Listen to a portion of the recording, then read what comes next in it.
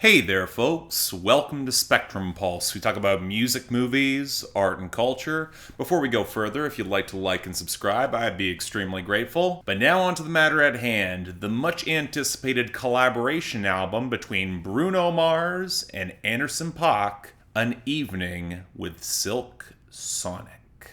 If there's an album that probably belongs in some form and on the pulse, I think it might be this one. I mean, come on, let's be real here. An obvious team-up side project from one pop star and one critically acclaimed underground R&B veteran, both going for a flagrantly retro 70s and early 80s homage spanning soul, funk, disco, and R&B. What more does one really need to say within the context of any sort of review, especially if the project winds up great and critically acclaimed and resoundingly popular even as a result? No jokes, I had some friends only casually into music bring this album up with me. This is having some legit cultural penetration right now, and considering it was going toe-to-toe with Taylor Swift's reissue of Red, that sells a hell of a lot. That being said, while it did make for a fantastic one-off single initially with Leave the Door Open, I'll admit I did have some caution here. This is not doubting the transcendent talent or the knowledge of the source material from either of these guys, that it wouldn't be smooth and smoky and frequently hilarious. But you know, if all you're gonna do is recreate a fantastic 70s soul record, I've got a stack of vinyl I inherited from my dad that already hits all of that territory. Just going for an imitation or a pastiche doesn't really put this over the top, so the songs themselves would have to be really strong. Then there's the Bruno Mars factor. He's a consummate showman and a supremely talented songwriter and performer, but ever since Doo-Wops and Hooligans, there's something that has given me the impression that he's playing it a lot safer than he probably should,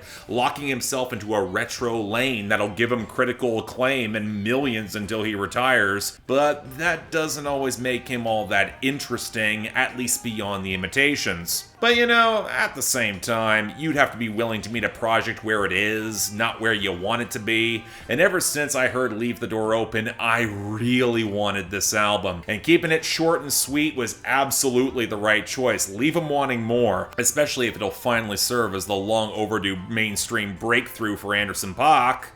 So how is this? Well, let me put it like this. It's perhaps the easiest project to enjoy that I have heard all year. It's incredibly warm, inviting, playful in a way where not only will I make the effort to own this on vinyl, but then will participate in many an adult activity with it in the background. It's openly retro and nostalgic, but not quite beholden to it. And while I can say, if this doesn't win all the Grammys, you might as well burn the entire Academy to the goddamn ground, I can also say that there is an intimacy to the world that this album creates within itself, so prepossessed and confident that it wouldn't need that recognition anyway. It's a project that is so self-aware and yet devil-may-care in its approach to go for the excess anyway. I gotta respect it. Also, it's incredible, if you can't tell. But that also means there's going to be a backlash to this album, and I kind of want to get ahead of it. A few points that are kind of legitimate and that I actually might share, but most of which is kind of really stupid and I want to dismiss quickly. The first is that this is getting dismissed on the fact it's a derivative retro throwback, ergo it shouldn't be getting the acclaim for just doing the sound this well. Now, I will push back on this a little bit more when we get to the fine details of the production, but my immediate response is how this sound in particular can be exceedingly difficult to pull off all that well, especially for the breadth of sounds that are on display. Hell, a lot of acts that actually came up in the 70s couldn't pull it off consistently even if they got the textures right in one lane, especially as synthesizers became more integrated throughout the 1970s. Hell, if anything, I'd say Bruno Mars and Anderson .Paak, they're kind of cherry-picking the best versions of these sounds, which I think leads to a slightly more complicated conversation of how the duo really have a template to work with for acts that absolutely deserve more acclaim and attention now. And yeah, that's absolutely true.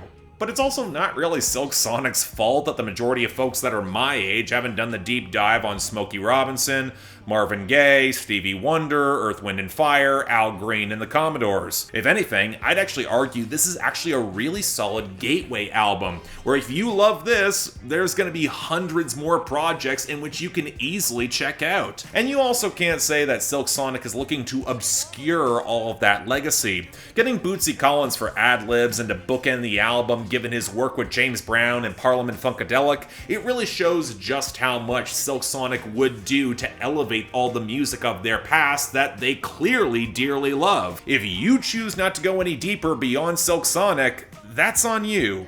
That's not on them. Now, the conversation gets a little bit more interesting when you dig beyond the initial conceit and you talk about the performers themselves. Because both these artists, while sharing a lot of common ground, they would approach these sounds from different places if they were on their own cutting these records. Now, Anderson .Paak, he would deliver a lot more texture and bite, which is probably why he would be my favorite of the solo albums if he made them. But he would also say some flagrant and outrageous shit that even on his albums can be kind of a balancing act where they go a little bit too far. Whereas Bruno Mars, as good of a performer and songwriter as he is, he can come across as a little bit too refined, a little too Vegas in his theatricality, where the authentic texture might get lost in translation. And in a funny way, this album gets both the strengths of their fusion, but trace elements of the weaknesses they do creep through a little bit. Bruno Mars's histrionics balance out Anderson .Paak's wilder moments, and there's no actual moment where it goes to the territory that is utterly absurd or breaks the atmosphere, of which they've got a little bit more leeway, because 70s soul could absolutely get goddamn ridiculous if you know, but it also does mean the project can come across as slightly silly or even kind of cheesy in some moments,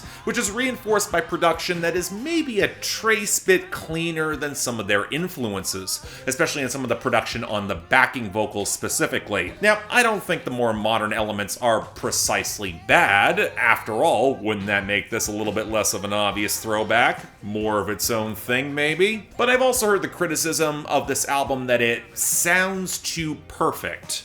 And you know, I think there is something to that. Let's get this out of the way now. A lot of those vintage 70s records that might be considered classics now, they're not exactly flawless, but that was also part of their charm, working within one's limitations of the time, letting some of the imperfections in the vocals or the delivery or the performance showcase a humanity that a performer like a classically trained savant like Bruno Mars might not bring out in the same way. Which is a big reason I'd argue that a lot of his retro throwback songs in the 2010s haven't exactly aged as well as you might expect. And you know, if this album was dropped in the 70s, I could see some people calling this a little too polished, a little overly decadent, pushing its swagger and bombast to levels where some might even call it parody. And indeed, for the folks who aren't as on board with 70s ham and cheese, I can see how it might not create that perfect sense of immersion. They might not get pulled into it. Now, of course, the big overwhelming counterpoint to all this is the execution, and where I have to give a ton of credit to Bruno Mars here, who seems to have zeroed in on making an all-killer, no-filler album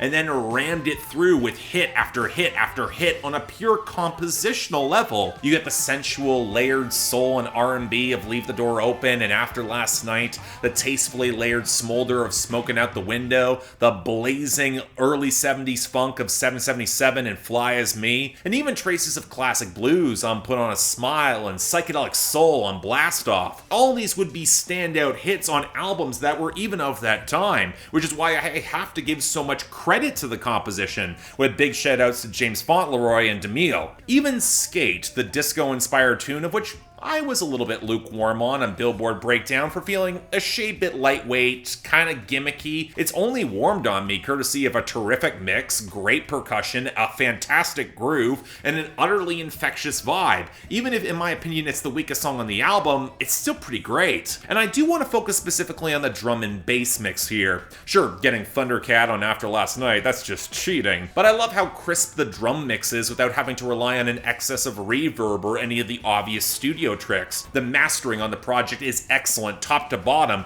but it would have been so easy to default to a more programmed low-end mix where unless you have a keen ear, you wouldn't notice, but they don't do it. They do it old school. It lends the album an organic low-end flow that not only enables some stellar jam moments and maintains that momentum, but also allows the diversity of all these samples of 70s music to really come to life. The supple, slippery bedroom vibe that lets the horns blow out the back on Leave the Door Open, the fantastic horns mix splashing off the sinuous slap bass funk of Fly As Me that later picks up a little bit more wiry scuzz on 777, and then the sensual oblique motion on the vocal harmonies that showcase the stellar chemistry between Anderson .Paak and Bruno Mars, with that guitar solo erupting over the bridge and those utterly beautiful liquid touches on the keys that felt all the more ascendant on the amazingly lush blast off. Dear God, I miss guitar solos in R&B and soul, just perfectly placed here. But you know, I think the moments that I loved the most here were the 1-2 punch of Smokin' Out the Window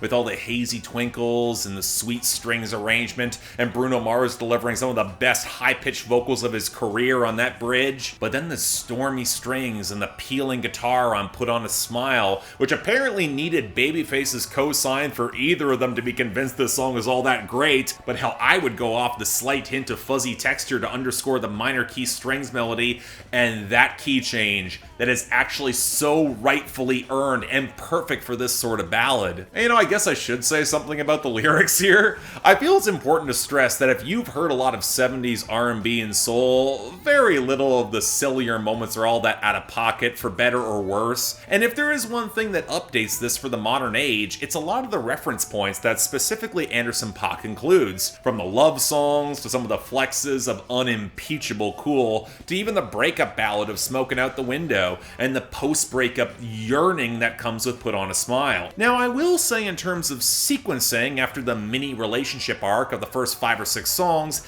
the last few can feel a little bit like bonuses that are a bit disconnected. They don't quite have that same connective tissue, but you could also very easily view them as the renewed spring in their steps as single men that are back on the market, all leaning into the end where they're just making magic in that studio. After all, it's an evening with the band. It's also one of those things that has me wondering if any of you complaining actually heard an R&B or rap or trap record that dropped in the past 20 years. There's continuity to a lot of the sillier lyrics here, but I can also imagine they might feel out of character for some of those reference points for an old school sound, even if it's not really all that out of character at all when you consider the music of the time. I've also seen some people say that some of the sillier references, especially on songs that are framed to be sexier, doesn't quite work for them. Comparisons to Dick in a Box were being made, but I got 3 counterpoints to that. Number 1, the black retro soul of the 70s might have been cheapened by the acts ripping them off wholesale for the white bread lounge and soft rock of the late 70s and early 80s, but the performances made it clear that the sheen has not come off, at least for me. Number 2, there's nothing wrong with being secure enough in your own sexuality to be loose and fun in bed. Trust me, everyone enjoys it more. And finally, you can guarantee the humor of even Dick in a Box has worked way more often than you think it has. And one reason The Lonely Island were so goddamn great in their prime is because the silliness was backed up by some legit chops, even there. And let's not act like Silk Sonic aren't aware that they're being silly or a little hammy. Look at the music videos, come on. But they're also confident enough they're gonna lean into it and nail it with the ease of veterans. I gotta praise it, they made it work. And thus in the end, it's so rare when a side project that from the first couple notes you know is going to be great lives up to every expectation and then more. The sort of project that is getting mountains of critical acclaim for a lot of obvious reasons, to the point where as a critic, I just want to be able to give credence to every single nitpick to see if I'm just not blinded by the sheen of tempered excellence on display. But the production, the performances, they're incredible. The writing does everything that it needs to do and can be really funny at points. The project is paced and streamlined to a fault, and if I have to drill as deeply as I am to finding any sort of flaw, I'm missing the goddamn point. The fourth quarter of 2021 has delivered some of the best albums of this year. I'm comfortable calling this one 9 out of 10. Immensely enjoyable, both as a throwback and something that could very well become a modern staple in more ways than one. And it'd be a goddamn shame if they don't put out just a few more projects. There's so much potential here. But even if it just remains a one-off side venture, I'm having way too much fun to care. You've probably already heard it already. Go listen to it again a couple more times. You'll have fun. So yeah, thanks a lot for watching. If you'd like to like and subscribe, I'd be more than grateful. I'll admit I wasn't planning on making this a solo review, but then I wound up I had so many things to say, basically to counteract a lot of the points that have been made quasi-disingenuously about the album. But again, it's too cool, it's too slick, and I'm having way too much fun to care that much. If you want to agree or talk about it, comments down there, have fun. Beyond that, anything else I might be able to do to improve my presentation, I'm all ears. If you guys want to get involved in my scheduling process, get things moving on said schedule, talk to me in my Discord, or just help support the channel, link to my Patreon right over there. Don't feel obligated at this time, I will be just fine. But if you want to, I'm not going to say no. Until then, I'm Mark, you're watching Spectrum Pulse, and I'll see you next time.